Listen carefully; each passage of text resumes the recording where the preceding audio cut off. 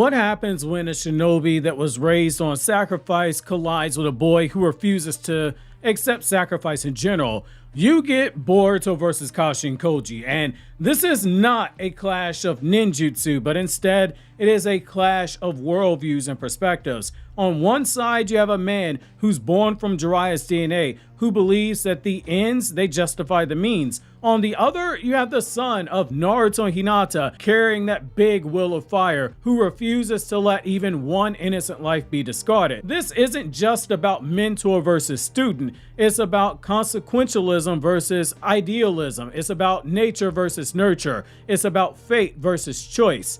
And the tension building between them, it's about to reach a breaking point. Join me in today's newest Naruto Explained video where your OBC, your original Boruto chief, breaks down this very juicy bit of conflict that we have continuing to get built on by Boruto versus Kashin Koji, and how this is actually building on a theme from Naruto's manga that all those people on TikTok and Reddit and all these other places that say that Boruto does not carry over and build on any Naruto stuff, the I miss when Naruto's about ninjas crowds, they're really about to shit their pants right now. Also, if you haven't already, make sure to check out the chapter review, which will be linked in the end credits and the description box, as well as check out and subscribe to my Anime Explained channel where I talk about other anime besides Naruto and Boruto, and check out and subscribe to my Everything One Piece Explained channel where I do the same thing only for One Piece, and I also blind react to every single One Piece chapter as a brand new reader, chapter by chapter up to the most recent chapter. So let's just get right into it. Let's look at the roots of the conflict first. So Kawaki and Kashin Koji, they are children per se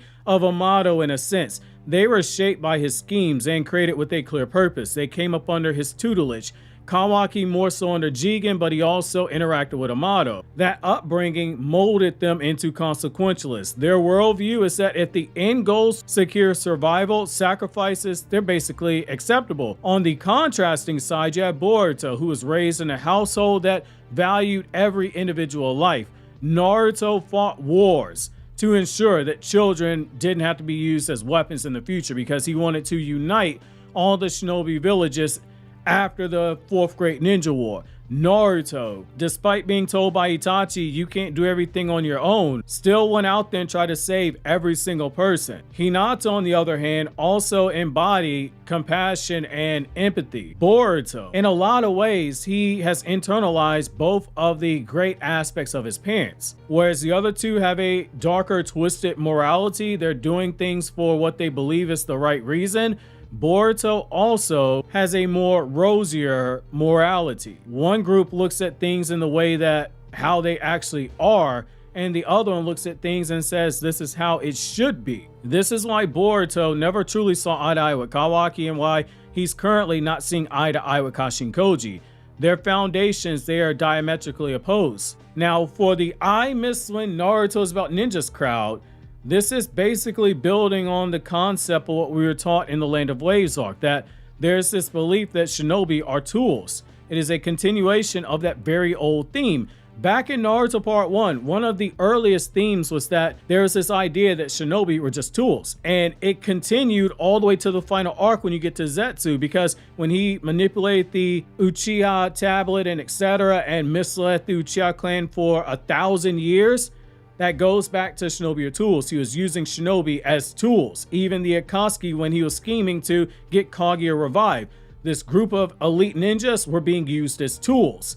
Zabuza famously called Haku nothing more than a tool that must be used for missions. And Naruto at the end of the Land of Waves arc basically took a piss on that whole ideology. Orochimaru was also somebody who, when you look at him, he treated shinobi like they were disposable experiments, basically tools. Even the Anbu, they were expected to throw away their names, their feelings, and their individuality in service of orders, in service of the village. Basically, they were tools. Naruto rejected that ideology at every turn. He declared that bonds and compassion and human will is what made a shinobi truly strong. Something that ironically the third Hokage and Haku both said, that love is what makes a shinobi pull out their true power. Naruto never truly viewed their usefulness as being linked to ninjas and weapons. Fast forward to Boruto, Kashin Koji, he is the embodiment of that tool ideology. He was literally manufactured as a tool. He is a clone of one of the legendary 3 shinobi, Jiraya. He was engineered by Amado. He had his body remodeled with ninja tech for a purpose, and he was shaped in order to follow orders from fate itself. That is why Ishiki said, oh, you were a clone of a guy that was born under a star of change. Amado must have picked Jiraiya for this specific reason, and Kashin Koji is also currently following orders from fate because he's using 10 directions trying to steer the world to what will be a soft landing conclusion. His worldview, it is utilitarian because he sees himself as being expendable. If he is a tool, then everyone else must be pieces on the board too. Morally, that's wrong. And he's a lot like Doctor Strange from Avengers Infinity War. Doctor Strange saw all those possibilities, knew half the world needed to be wiped out, but it was the only possible way to save everything in the end game. It's a morally wrong thing to do, but it had to be made, even if there are people that had no say in the matter. Kashin Koji takes a very similar approach. Again, it's morally wrong, but that's a consequentialist mindset. When the time comes for him to give himself up, he will do it if it means securing the possible future, and along the way, if he has to give up other players, basically other people, he will do it. Boruto, much like his father, he's rejecting this line of thinking. He refuses to see allies as pawns, refuses to sacrifice innocent and unknowing lives, and he refuses to believe despair is the only path to power. Where Kashin Koji sees inevitability, Boruto sees a choice, even if a choice may not be there. Whereas Kashin Koji is treating Yodo and Sarada as pieces on a board, on a shogi board, basically saying, I'm going to sacrifice Yodo in order to make Sarada a bigger piece on the board. Boruto insists, hey, they're people. They have futures and hopes and dreams and desires that are worth protecting. This clash, it is also a generational echo continuing. Naruto broke away from that tool ideology in his time, and now Boruto has to reaffirm that rejection against an even colder, more consequentialist version of Jiraiya in the form of Kashin Koji. And it's very poetic when you just go back when Boruto rejected that notion when he fought against Ao. Who was the first person, the first shinobi to show up after Ao was defeated? Kashin Koji. Whereas Jiraiya was the one that was nurturing Naruto to show him the idealistic pathway forward. Kashin Koji is the inverse of Jiraiya. And so his relationship with Boruto is also an inverse of the Naruto and Jiraiya relationship. This is something done intentionally by Ikimoto. He is playing up character flaws in Boruto, which are really moral strengths, but they are also flaws in the sense that they are your cliche gateway shonen perspective of idealism.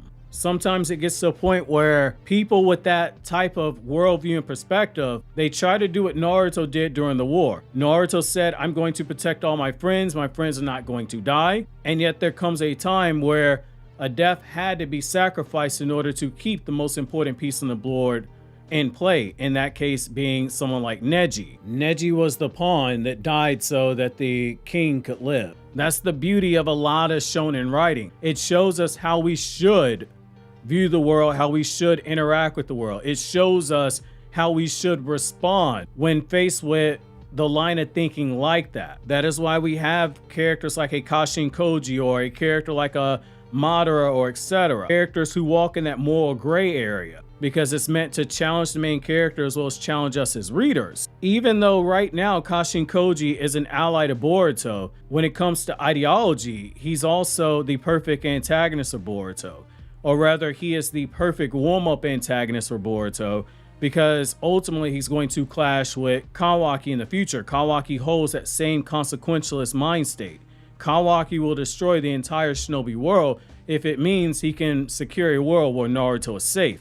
Is it the right thing to do? No. But if you tell Kawaki that if killing off all of Naruto's enemies and killing off any potential enemies is going to keep Naruto safe, Kawaki will do it. That is why you have to have those two characters face off. Using extreme examples, but you get the point. Boruto, by being next to Kashin Koji and eventually having to clash with Kawaki, he's about to do the one thing that Naruto could not do.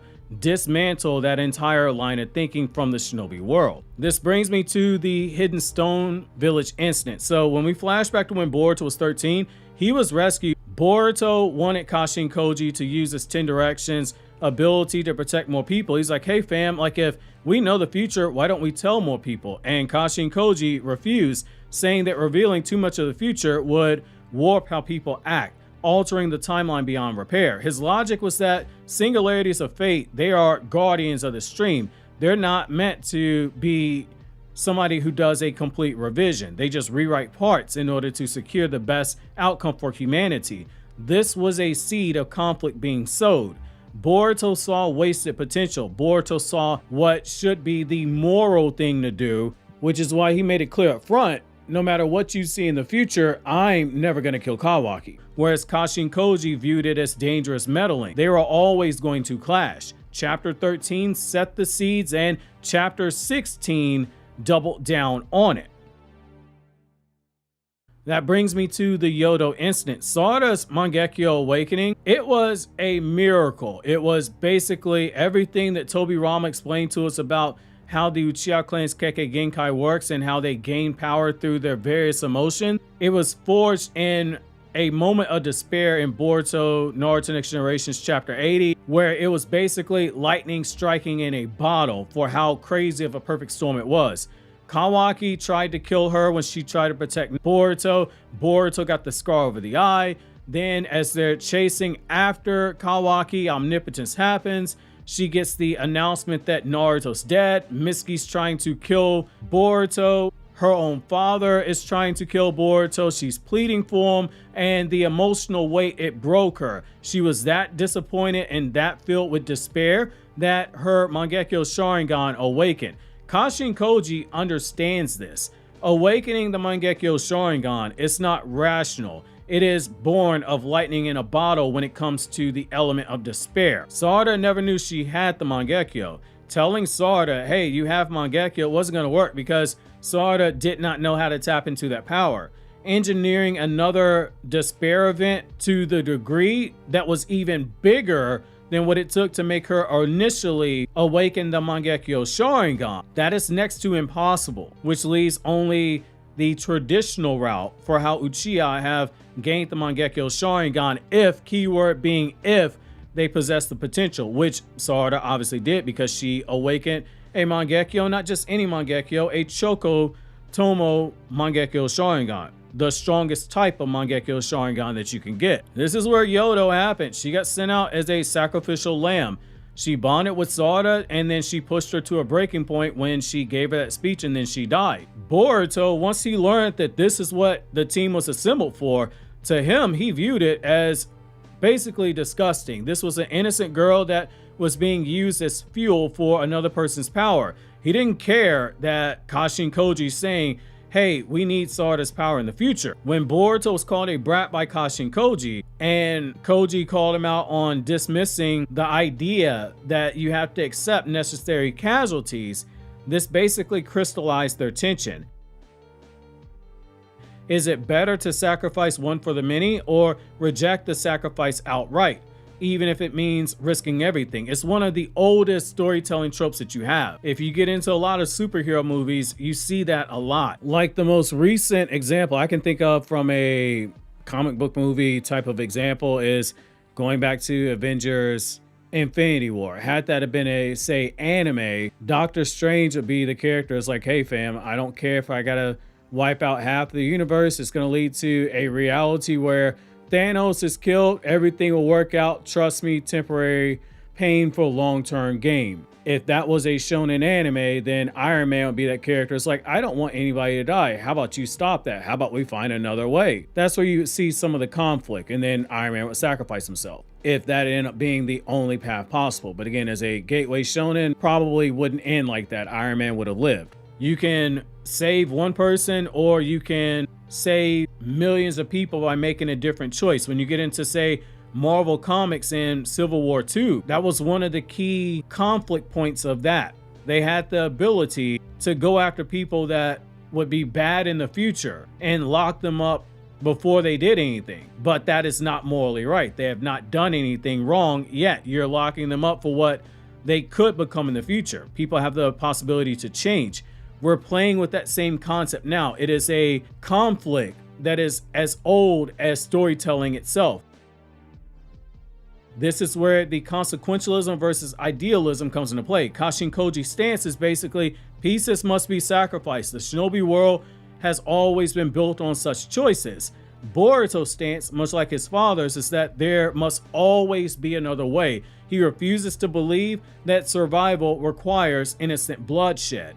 This is also classic gateway shonen storytelling. It's only when you get into a series like Attack on Titan, which is still technically a shonen, even though it dabbles in some of the seinen character tropes and writing elements, it's still classified as a shonen in Japan.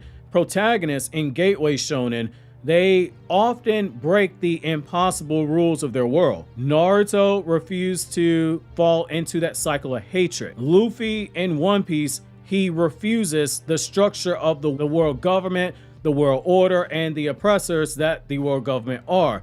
Boruto right now is currently refusing the logic of sacrifice.